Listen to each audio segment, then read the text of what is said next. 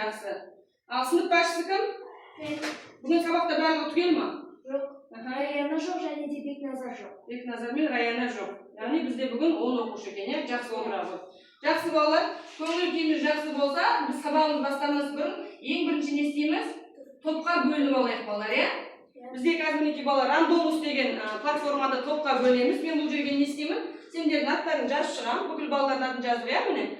Қазір не істейміз? 2 топқа бөлейік. Осы бізге қалай топқа бөліп береді? Солай 2 топқа бөлініп отырамыз, жарай ма? Бірінші группа дейді балалар. Арыстанбек, Кәусар, Аяру, Нұрасыл, Ернат, Кәусар мына жаққа отырамыз.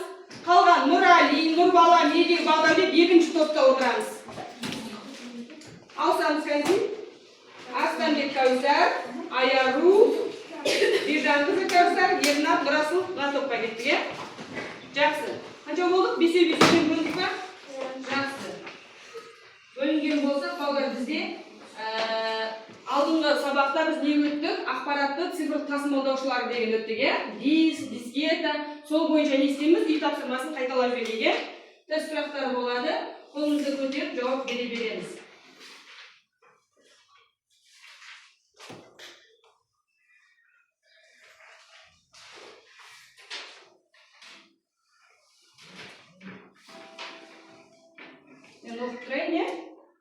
Ақпараттың цифрлық тасымалдаушылары дегеніміз не? Ақпаратты сақтау және тасымалдау құрылғылары. Өздеріңге басасыңдар ма? Екінші, қандай цифрлық тасымалдаушылар білесіңдер? Оқиға, кітап, дәптер, қалам, теледидар. Нұрасыл, қайсысы? Флешка, қатты диск, бізді DVD. Жақсы. Келесі, егер интернет болмаса, қандай тасымалдаушылар маңызды болады? Интернет болмаса, балалар. Қайсысы? Флешка, қатты диск. Себебі бұған не керек емес бізде? Интернет қажет емес, бұл тасымалдай. Неліктен қазіргі кезде CD, DVD дисктер сирек қолданылады, балалар?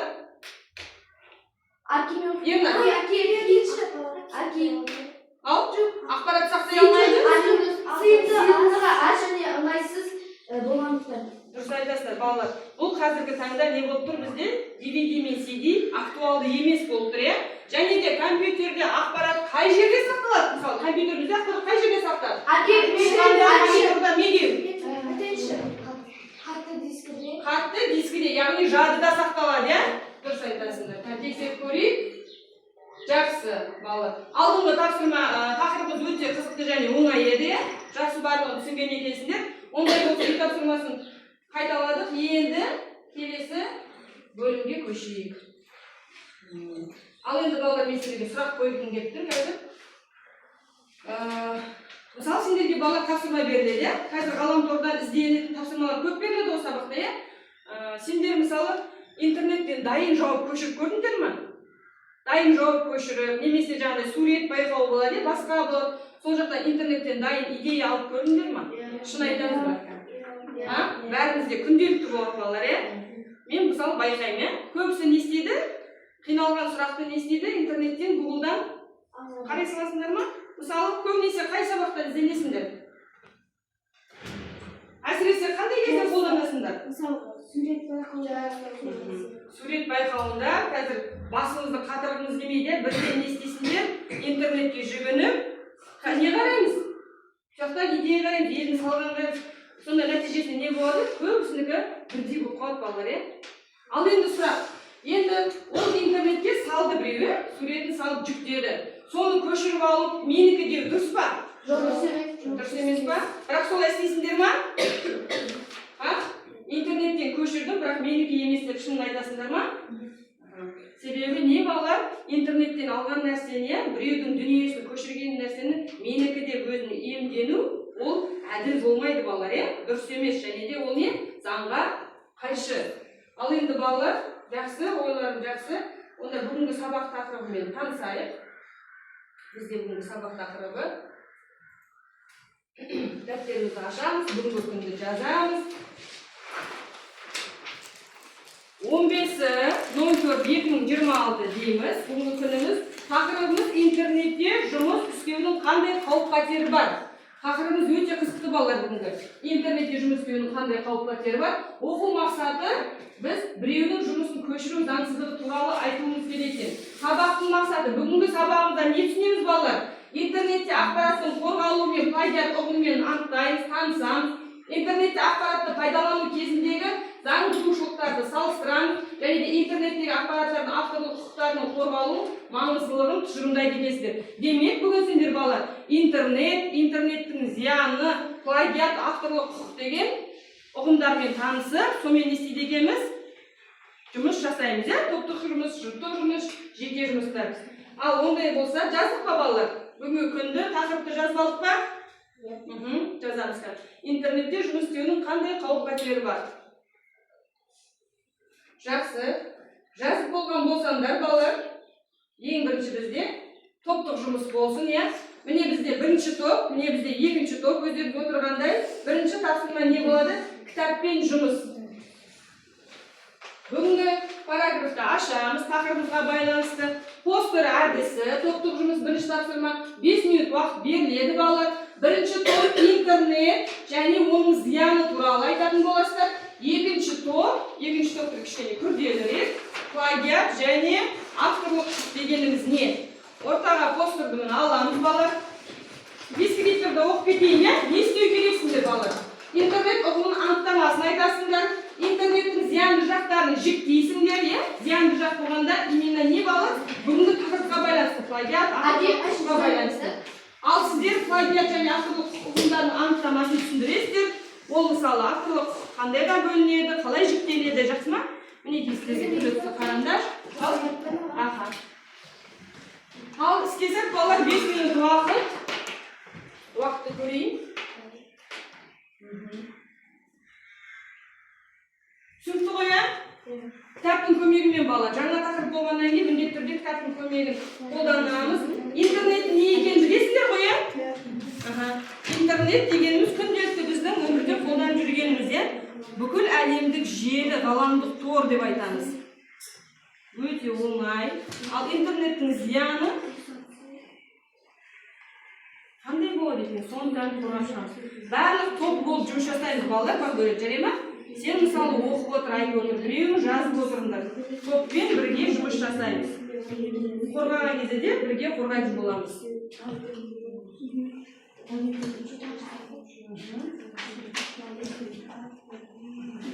Дайындалыңдар, плагиат дегеніміз не екен? Авторлық құқық дегеніміз не екен?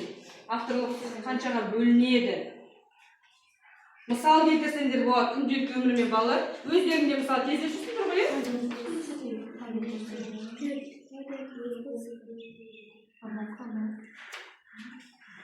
Дөу-дөу, жазда кішкенде көрінді алып, постерлердің ортасында. Дөу-дөу.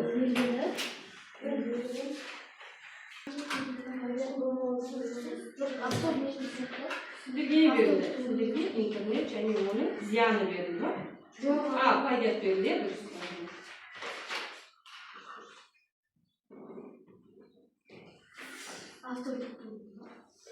Интернет, үшілі браузер туралы айтып кетсеңдер де болады. Күнделікті өздеріңіз қандай браузер қолданасыңдар? Сол браузер туралы да айтсаңдар болады.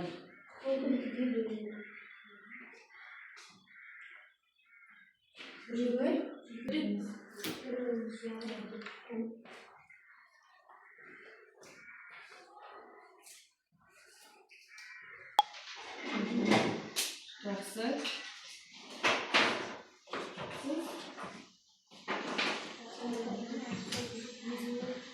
30 секунд уақытымыз қалды балалар. Дайындалайық қане.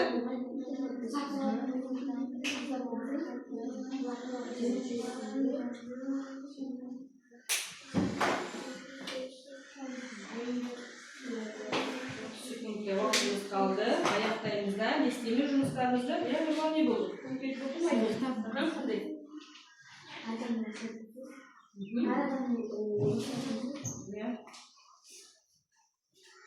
Рұқсатсыз алу, тарату, қолдану, оның барлығы істейді осыдан жатады екен.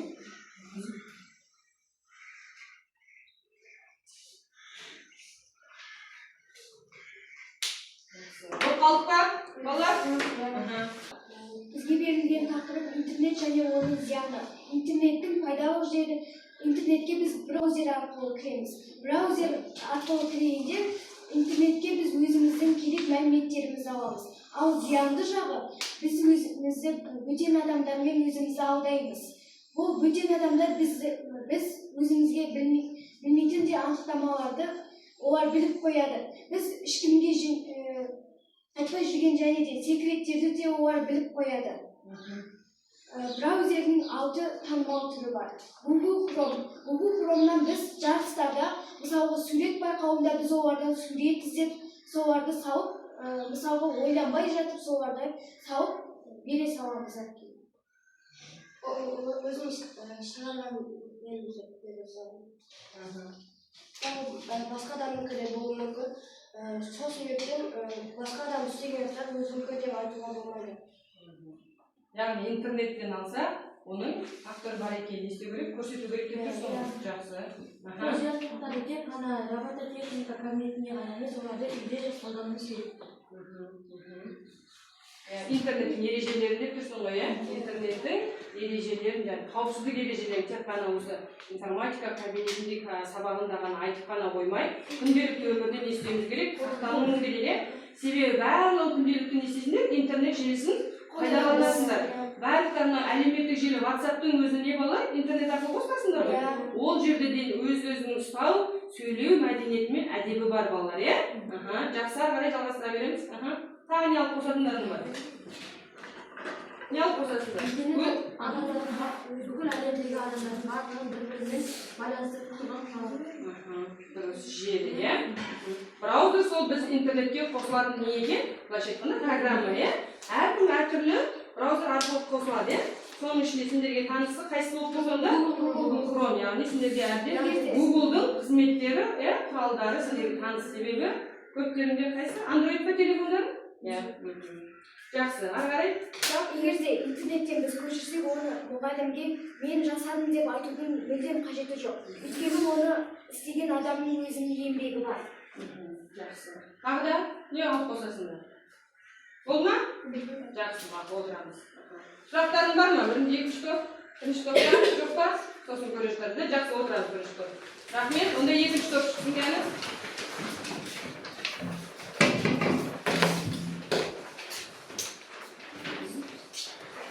Адалет тұрмын күйің жоқ па? Шашап тұрсың ба? Тәстерді көрсәтіп жасайыңыздар. Кеттік алып. Плагиат өзгенің туындысын рұқсатсыз келген. Бірінші бастаймыз. Бізге берілген тақырып қандай? Плагиат және автордың құқық дегеніміз не? Жақсы. Плагиат өзгенің туындысын рұқсатсыз иемдену, автордың туындысын немесе оны белгілі бір бөлігін заңсыз меншіктеу және қолдану. Автордың құқық дегеніміз екіге бөлінеді.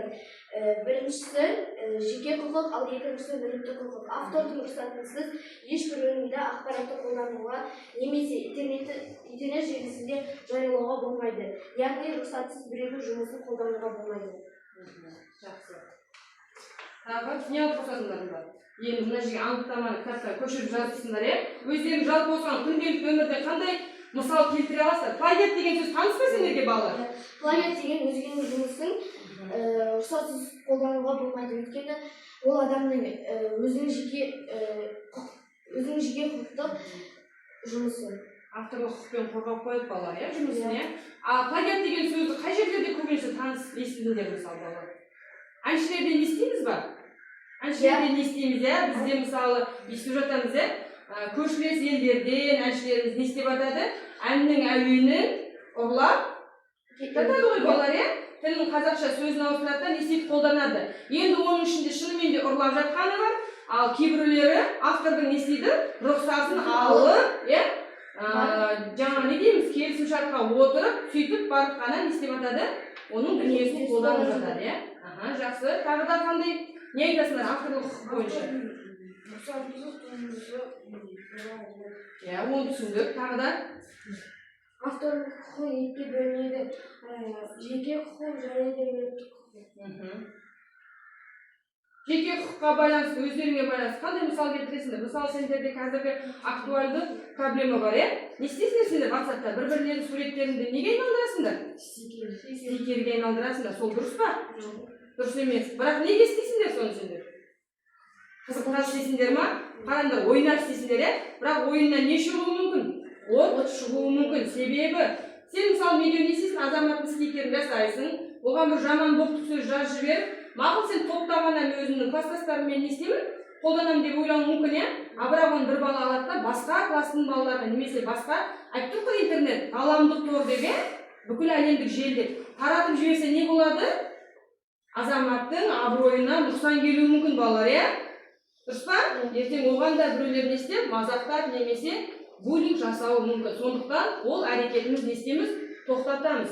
Және де Қазақстанда заң шықты ғой балалар, кәдімгідей заңмен ол не істейді? Қудаланады. Және де заңнамада бар авторлық құқық дегеніміз, жарай ма? Тағы да Бағдәулет не айтасың? Плагиатта өзгенің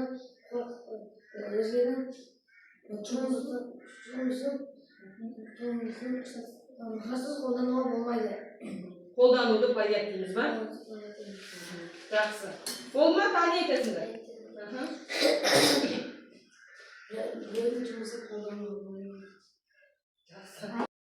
Ал балалар, ондай болса топтық жұмысты аяқтадық. Бірінші топ жақсы, бірақ ішінде барлығымыз қатысқан жоқпыз, көбінесе Кәусар сөйледі, одан да толықтырып айту керек еді. Бірақ қосымша не істедік, жаңа өзімізде айттық. Екінші топ плагиат ұғымы өте жақсы дайындалған, бірақ бізде кішкене Бағдәулет бүгін көңіл күйі жоқ па, не істедік? Кішкене аздау ойымызды қоспадық, жақсы мақұл. Ондай болса енді балалар екінші жұптық жұмыс, екінші тапсырмамыз. Бұған да бізде 5 минут уақыт береміз. Бұл жерде не істейміз болады? Комикс айдары. Бірінші жұп, 6 жұп деп дайындап келген, бізде негізі 12 оқушы ғой, енді 2 оқушы жұмыс сабаққа келген жоқ, сондықтан 5 жұп болады. Бірінші жұп Аяру мен Бижан қызы Кәусар, екінші жұп Арыстанбек Кәусар мен Ернат, үшінші жұп Нұрасыл мен Бағдәулет Нұрасылдың қасына отыра қойып, төртінші жұп Нұрали мен Медеу, және бесінші жұп Нұрбала мен Азамат. Тақырыптар тұр ғой балалар, көрініп тұр ма? Осы тақырып бойынша қазір бала комикс жасаймыз. Бұл тапсырма бізде жасанды интеллект. Жасанды интеллект көмегімен, яғни орындайтын боламыз, комикс жасаймыз. Шығармашылық тапсырма, жасанды интеллектпен негізделген компьютермен жұмыс болады бізде бұл жерде. Қазір мен сіздерге қалай жасау керек екенін көрсетемін. Бұл жерде не істейміз балалар? Әрқайсымызға өзімізге берілген тақырып бар ғой, сол бойынша қауіпті жағдайды анықтайтын, дұрыс шешім ұсынатын, ойды комикс арқылы түсінікті жеткізетіндей не істейміз? Комикс жасайтын боламыз, әрқайсының өздерінің тақырыптарын жаттап алдыңдар ма? Қарап алдыңдар ғой, бірінші тақырып плагиат, екінші тақырып не екен балалар? Жақсы. Жаттап алған болсақ, қараңдар балалар, менімен не істейміз? Барлығымыз не істейміз? Gemini'ға кіреміз қан балалар. Gemini'ға кіреміз. Google Gemini'ға кіреміз. Кірдік па Google Gemini'ға? Балалар кірсек, деп келіп байланыс беріп отырамыз. Міне Google Gemini ашылып жатыр. Не дейді? Атым шығып тұр, өзіңіздің не дейді? Сауалыңызды жазыңыз. Барлығымыз назарды маған бұрамыз, қараймыз, мен бір рет көрсетемін, соған қарап не істейсіңдер? Сендер әрқайда құрастырасыңдар, Мысалы, мен кез келген бір тақырып алайын. Интернет деймін мысалы. Интернет туралы комикс, не дейміз? Комикс жасап берші дейміз, Оның ішіне жазамын мысалы. 4 кадрдан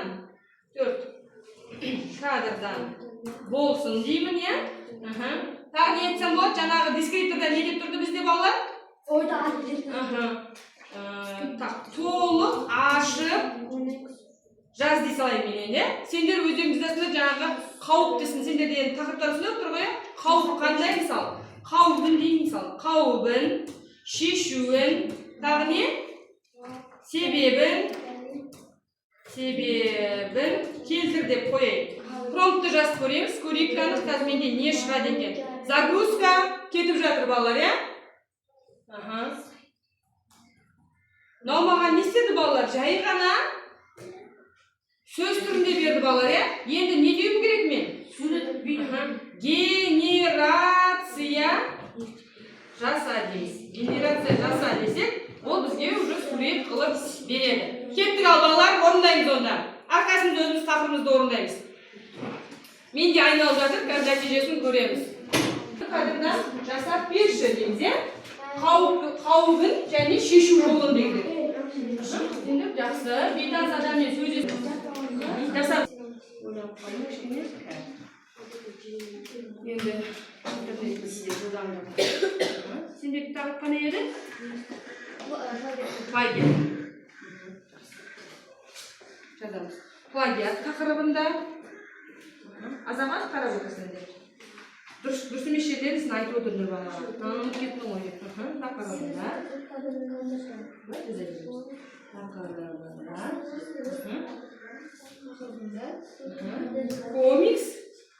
Комикс жасап берші. Қауібін, шешу жолын, интернет туралы. Сендер интернет туралы тақырыптарыңыз қалыңдар ма? Ашсам тақырыпты. Тақырыптарын қарайсаңдар бала. Қаншасыншы бетсіңдер әлі төртінші жылға күмәнді сілтемеге кіру, вирус қой балалар. Яғни күмәнді сілтеме арқылы кіріп, вирус жұқтырып алу қаупі бар интернетте балалар. Біз кез келген программа, документ скачать етсек, кейде айтады өзі де. Небезопасно дейді. Яғни ол дегеніміз қауіпті болып тұр. Баса берейік па деп деді. Онлайн ойындарда қауіп. Тақырыбында комикс жасап берді. Егер дұрыс емес жасаса, тағы да мына жерін жөндеші деп, не істейміз? Тағы да оған нұсқау көрсетеміз. Аха, жақсы. Мына өшірші, мына X бар ше, комикстің көрсі көрінбей тұр. Қанша минуттар жасап қойды? Бір аздаған секунд ішінде жасап қойды. Енді қара. Мәліметтерді жинау. Түсінбасаңыз.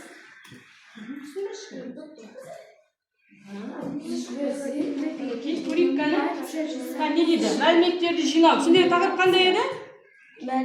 Жеке мәліметті жариялау туралы ма?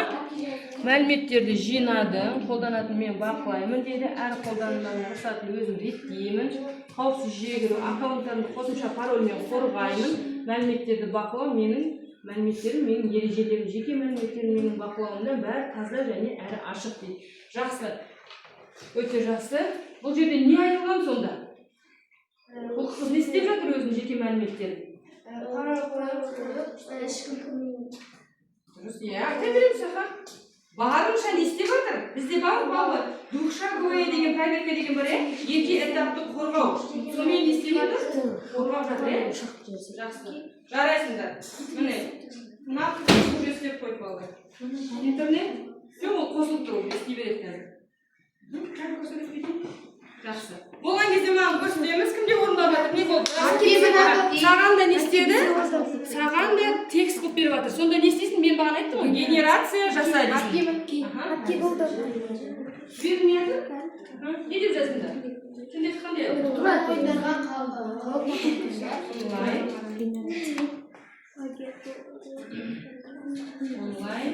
ойындардағы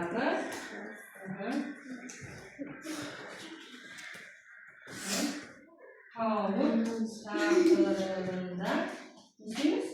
Комикс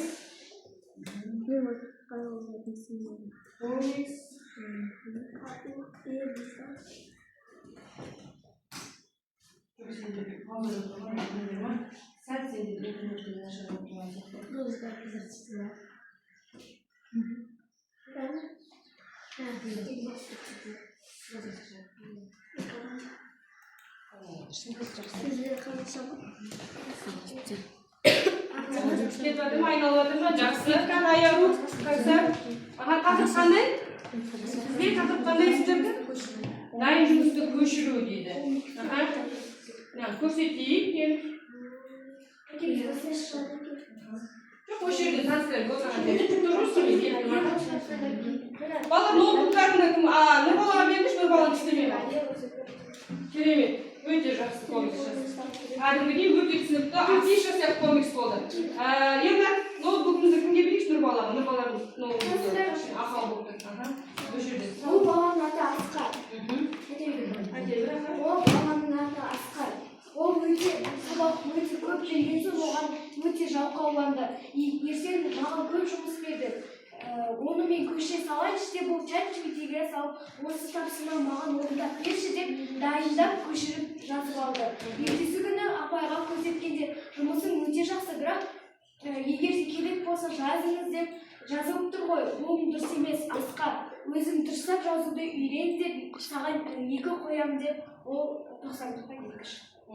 Сонда бұл Асқардың соншалықты жалқаулығы не істеген? Анау астында тұрған сөзді де көшірмеген екен, өзінің қаншалықты барынша көшіре салған өз байқамаған бар. Плагиат өте ұрлыққа жатады. Өз еңбегімен жазуды үйрен Асқар деп, апайы не істепті? 2 қойыпты. Бұл 2 қойғанда Асқар қазір жылап тұрғанымен, оның нәтижесі не болды? Жақсы болады, себебі келесі жолы көшірмейді. Көшірсе де, мына жерін көшірдім, бірақ мына жағын өзім қостым деп не істеуі мүмкін? Жұмыс жасайды, ол және де өкілді, мен не үшін оны жаздым деп, қайта оны жазбағанда апайым байқамаған еді ғой деп, ол жылайын деп тұрды. Мына комикс өте керемет, плагиат білімнің жауы деп, бұның заголовок, яғни тақырыпшасын да қойып қойды. Жақсы, мынау жұп болды. Бізде Нұрасылдарды тіпті керемет, 4 емес, 6 кадрдан тұратын комикс жасап тастапты. Кәні шықты ма Нұрали? Неге шықпады? Айналып тұр ма әлі?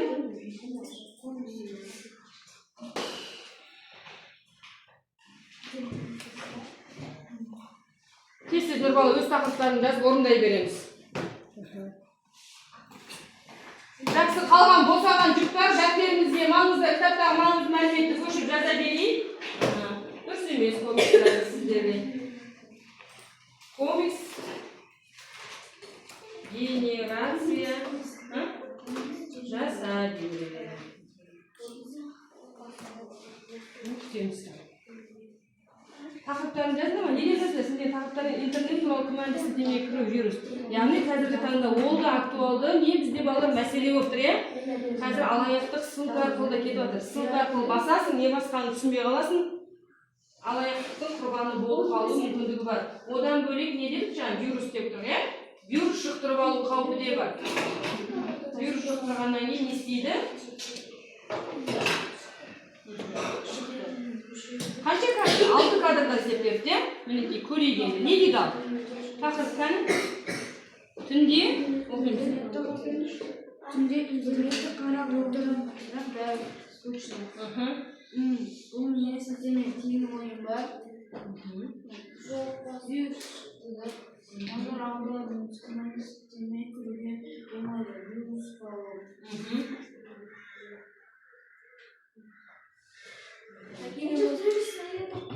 Жоқ, бастасамшы дейді. Не істейсің дейді? Бұл жерде не болып тұр, баланың жағдайында? Іші пысып отырып, іші пысқандықтан не істеді? Өзі білмейтін сенімсіз сілтеменің үстін басып, не істеді? Неге телефон келді? Телефонға не келді? Зақым келді балалар, бүкіл өзінің ақпараты, құнды мәліметін бәрі жоқ болып кетті да, қайтадан не істеу керек дейді? Енді телефонын тазалау керек болды. Не деген ақымақ дейді, енді түсініп жатыр. Жақсы. Болды па кәні? Сіз не оқып отырсыз дейді. Детективтегі кітапты оқып отырғаннан кейін мен де ол кітапты жақсы көремін деп, оған қасына жақындай бастайды. Оны алдап та бастайды. Қыз оны бірден түсінеді де, бұл қауіпті маған тиіспейді деп байқалып, тоқтаңыз, маған жақындамаңыз, көмектесіңіз деп айтып жүріп, одан қашып құтылады. Бұл жерде тақырып сатанмен сөйлесу, сатықта қорғау жоқ. Жақсы. Енді қараңдар, онлайн ойындар ойнаймыз ғой, арас қойы. Қандай ойын ойнайсыздар онлайн? Шындарын айтамыз кән. Free Fire, одан кейін Roblox, өздерің мүлде танымайтын адаммен не істейсіздер? Команда құрасыздар ғой, командаға бір-бірлеріңді танымасаңдар да сөйлесіп отырасыңдар, ал енді сол жерде сендер жайлап, алдап, сол ойнап отырып, одан кейін бүйтші деп сендерге тапсырма беріп, осылай жеке жаңағы не дейміз, кездесуге шақырып, ары қарай не істеуі мүмкін? Қауіпті адам болып шығуы да мүмкін екен балалар, Бір приложение бар, соның ішіне кірсек, адам бірінші оған бір тапсырма береді, және де оның ойын алдай береді. жайлап әртүрлі тапсырма орындап ең соңында не істейді? Адамды билеп төстеп алады. Сондықтан кіммен сөйлесіп отырмын? Ол қандай адам? Егер де сәл дұрыс емес нәрсе, күмәнді нәрсе байқасаңдар, кімге хабарлау керек бірден?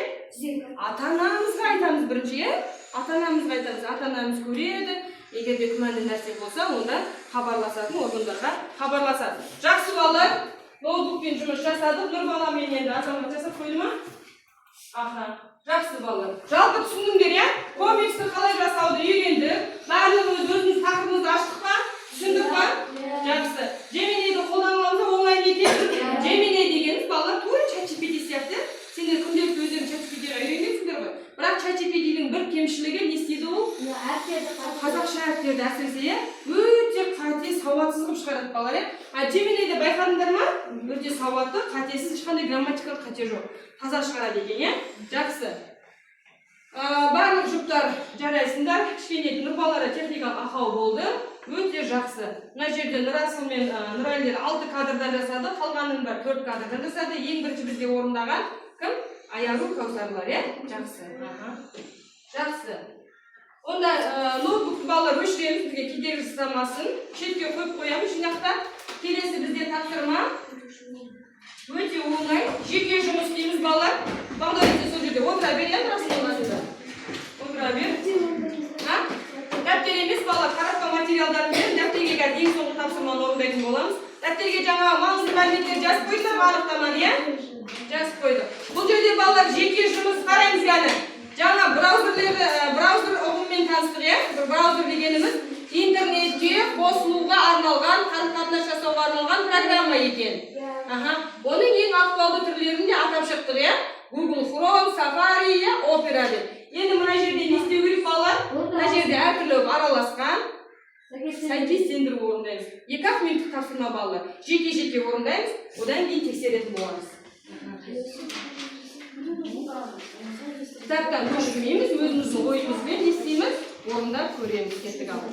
Тез орындайтын. Бұл сендердің барлықтарың браузер ұғымымен танысыңдар ма? Қаншалықты білесіңдер, сонымен білу үшін таратып жатырмын.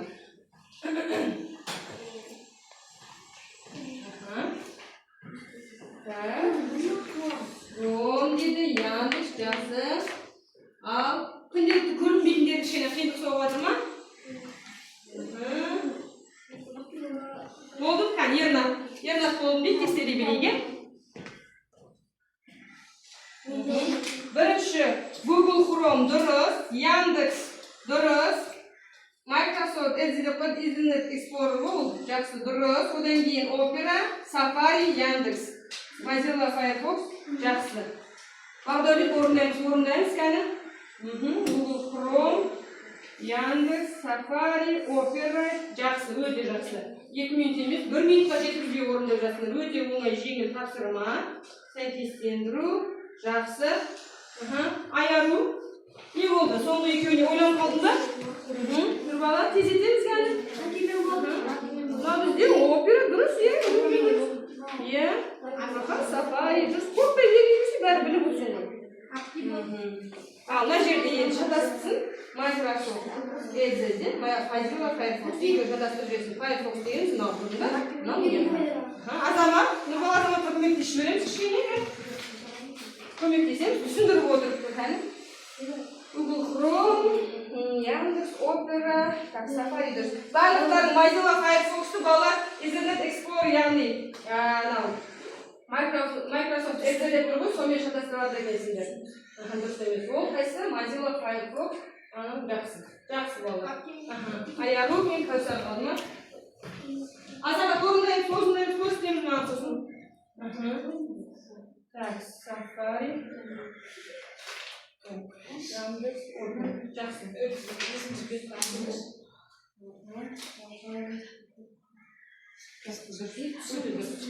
Мына топта барлығы дұрыс, Бағдәулет қана қалды. Бағдәулет түктен мына топтан тек Азамат қалды ма? Азамат, өзің орындардың бар, әншіде қайсыдан сен өзің телефонда қайсысын қолданасың? Google Chrome'мен қолданасың, иә? Көбінесе да. Саған қиындық туғызған мынау болды ма? Екеуі, осы екеуін көрмегеннен кіші қиындық туғызды. Жақсы, жалпы түсінік бар. Алтауының төртеуін өте оңай тез тауып жатсыңдар. Жақсы балалар, жеке жұмыс барлықтарына бірдей бал қоюға болады. Азамат пен Бағдәулет кішкене шатасып жатыр. Қалғанның бәрінде балалар не істеді? Тура орындап шықты. Кімнің көмектесіп алды? Өзінің орындады ма? Көмек сұрадың ба? Жақсы, молодец. Жарайсыңдар балалар. Барлықтарына бірдей бал қоюға болады. Кеттік, енді келесі балалар бізде мына жерде маңызды нәрсе айта кетейін балалар. Интернетте жұмыс істеу барысында ескерілетін тыңдаймыз назар қойып, қауіпсіздік ережелері бар екен. Балалар, бірінші пароль. Пароль не болу керек? Қиын болу керек, иә? Өзіміздің туған күнімізді, жылымызды, атымызды парольге қоюға болмайды, иә? Ең бірінші адам ойлаған кезде, мынау 2009-2013 жыл соны басып қойын дейді, оны қоюға болмайды. Парольде не болу керек? Сан болу керек, әріп болу керек, иә? Латын және де бір арнайы белгілер болса да өте жақсы болады. Және де парольді менің подружкам ғой аяғы деп, оған просто так бере салуға парольді болмайды. Ол ертең екеуің ұрысқасаңдар не істеуі мүмкін? Сенің әлеуметтік желіңе кіріп дұрыс емес нәрселер жасауы мүмкін, иә? Мысалы, иә, балалар, сендердің енді өздерінің жастарына лайықтап түсіндірейін. Екінші сенімділік дейді балалар. Интернеттегі мәліметтердің бәрі бірдей ақиқат емес балалар. ChatGPT-дің өзін байқаған болсаңдар, кейде бізге дұрыс емес ақпарат береді балалар, иә? Сол ChatGPT-ге жазған нәрсе кәдімгі жай ғана Google-ға немесе Яндекске жазса, мүлде басқа ақпарат шығарып береді. Ол себебі не істейді?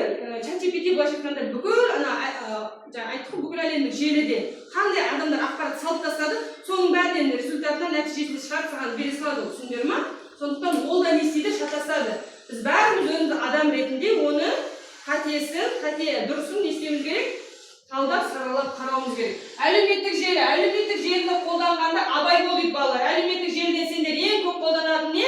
WhatsApp пен TikTok, е? TikTok-қа барлық әлемінде бар, е? Хат хабар алмасқанда дейді, қарым-қатынас мәдениетін сақтау қажет. Бір-бірімізді боқтық сөзбен, әдепсіз сөздермен мазақтауға және де айтуға болмайды екен, е? Жақсы. Жауапкершілік дейді, міне балалар, жауапкершілік. Сендер кішкентай бала емесіңдер, е, барлықтарың балалар, е? Уже 5-ші сынып орта онда оқисыңдар. Интернетке салынған ақпараттарды кез келген адам оқи алады, сондықтан өте өздерінің жеке мәліметтеріңді интернетте бөлісуден абай болыңдар. Себебі ол бәрібір де бүкіл әлемдік желі, жарай ма? Ертең сендер де үлкен адам боласыңдар, е? Артық нәрсенің қажеті жоқ. Жақсы. Енді балалар шаршаған болса, кішкене бір секіру сәтін жасап берсек, орнымыздан тұрайық кәні. Орнымыздан тұрып, кішкене бой сүйретіп алайық, одан кейін соңғы бекіту тапсырмасын орындаймыз.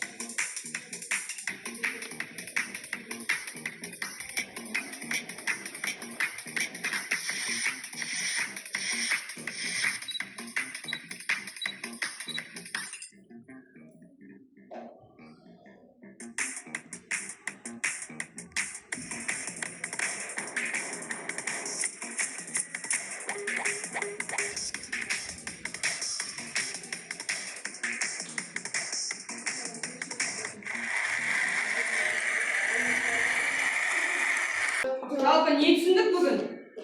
Не туралы болды сабақ?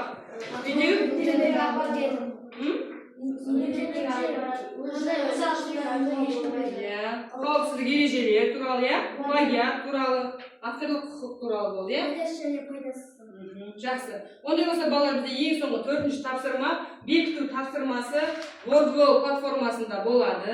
Кәдімгі қазір сахнаға шығарып, мен сабаққа қатыспаған оқушыларды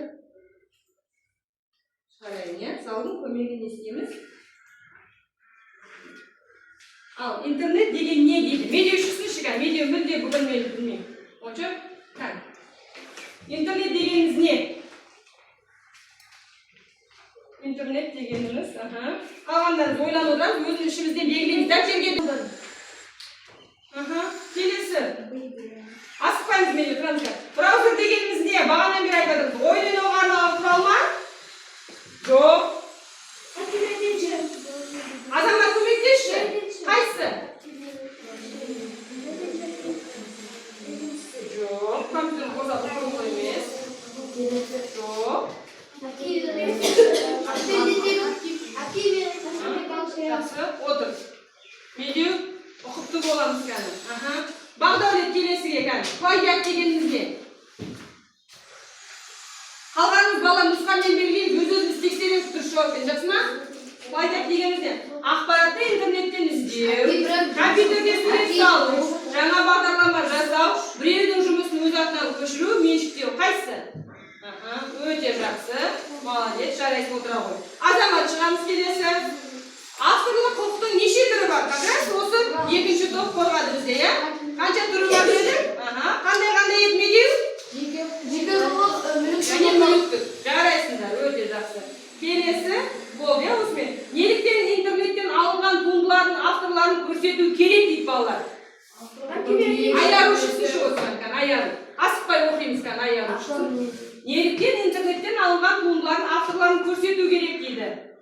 Өйткені ол әдемі көрінеді, уақытты көп алу үшін, автордың еңбегін құрметтеу және заңды сақтау үшін интернет соны талап етеді. Қайсысын белгілейсің? Не істеу керек?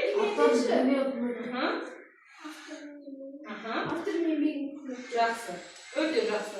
Болды балалар. Жалпы бүгінгі тақырыпқа байланысты қорытынды сұрақтар, бекіту тапсырмасы осы болды. Жалпы жақсы түсінген екенбіз. Бағалап кетейін балалар сіздерде. Мына жерде бірінші топта Ернат пен Нұрасылда жақсы, бірақ Ернат білмеймін бүгін кішкене тұйықталып отыр. Айару өте жақсы. Кәусар, екі Кәусарға 9 балл, Ернат, Нұрасыл.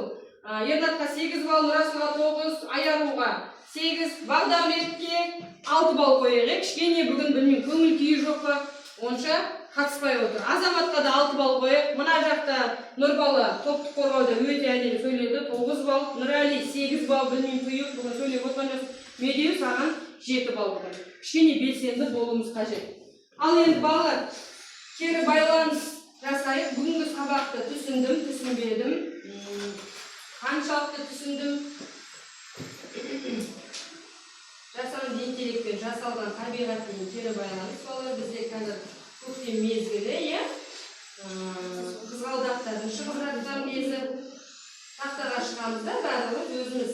Сабақ егер ұнаған болса, естейміз, сабақты түсінген болсаң да ұнаған емес. Не басамыз? Қызғалдақ басамыз, иә? Гүл шығады бізде. Егер сұрағымыз бар болса, онда осыны басамыз. Мен білуім керекпін, түсінген жоқ сұрағымыз бар. Түсінбедім десек не болады? Бұлтты. Ал келіп, кезек баса береміз. Түсінгенім қанша бізде мәселе бар, келесі сабақта кімге не түсіндіруім керек, соның барлығын білуім керек. Жақсы. Бәрі түсіндер ма? Азамат сұрақтарын жоқ па ешқандай? Түсіндер ма? Бәріңіз бастық па? Бағдаулет? Қашық бәріңіз дедім ғой. Ол бұл маған бүгін еркелеп отырған сияқты Бағдаулет. Сұрақ бар екен. Келесі сабақтың басында Бағдаулетке тағы да қосымша кішкене естеймін. Түсіндіру жұмысын жүргізіп жібереміз және де кішігірім жеке тест аламыз. Жақсы балалар. Өте жақсы. Бағалауды жүргіздік. Ендігі күнделігімізді айтамыз балалар. Үй тапсырмасын жазамыз. 118-ші беттегі 5-ші тапсырма. Барлығымызға түсіндіріп жіберейік 5-ші тапсырманы. Дәптерге орындайық деген тапсырма тұр ғой балалар, иә? Кесте берілген көрдіңдер ма? Осы жерде не себепті деген жеріне бәріміз себебін жазатын боламыз.